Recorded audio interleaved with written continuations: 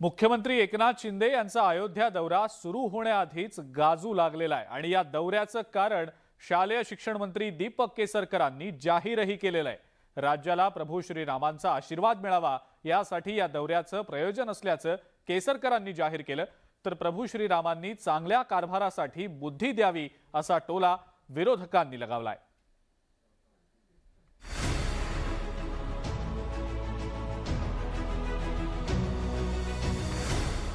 मुख्यमंत्री एकनाथ शिंदे शनिवारी अयोध्या दौऱ्यासाठी रवाना होणार आहेत। त्या पार्श्वभूमीवर शिवसेनेकडून टीझर जारी केले जात आहे। यामुळे दौऱ्याची चांगलीच वातावरण निर्मिती झालेली आहे। अयोध्या हे सगळ्या देशवासियांच्या श्रद्धेचं केंद्र आहे।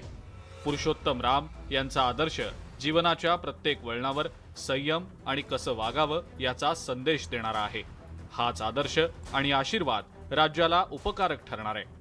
रामराज्य ही सर्वोच्च कन्सेप्ट आहे ॲडमिनिस्ट्रेशनमधली।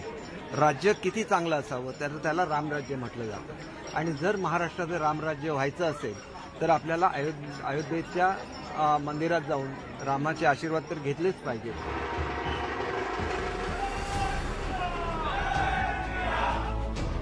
अयोध्या में शंखनाद आ रहे हैं एकनाथ हा टीझर जारी करून शिवसेनेनं दौऱ्याचा बिगुल वाजवला होता।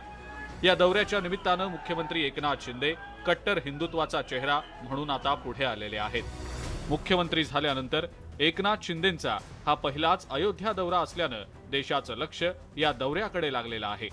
त्यातच दीपक केसरकरांनी मुख्यमंत्री राज्यातल्या रामराज्यासाठी रामाचे आशीर्वाद घेणार असल्याचं वक्तव्य केल्यानंतर महाविकास आघाडीकडून सल्ले देण्याची चढाओढ सुरू झालेली आहे। अयोध्या दौरा आहे, 2 दिवसाचा अयोध्या दौरा आहे, मोठी तयारी आहे। योगी आदित्यनाथ ठीक आहे त्यांना जर जायचं असेल तर अयोध्येला त्यांनी जावं, जे कोणी उपलब्ध असतील त्यांनी घ्यावं। अयोध्या दौऱ्यातनं मुख्यमंत्री एकनाथ शिंदेंना लाभणारा प्रभू श्रीरामांचा आशीर्वाद राज्य कारभारासाठी त्यांना नक्कीच प्रेरणा देत राहील यात शंकाच नाही।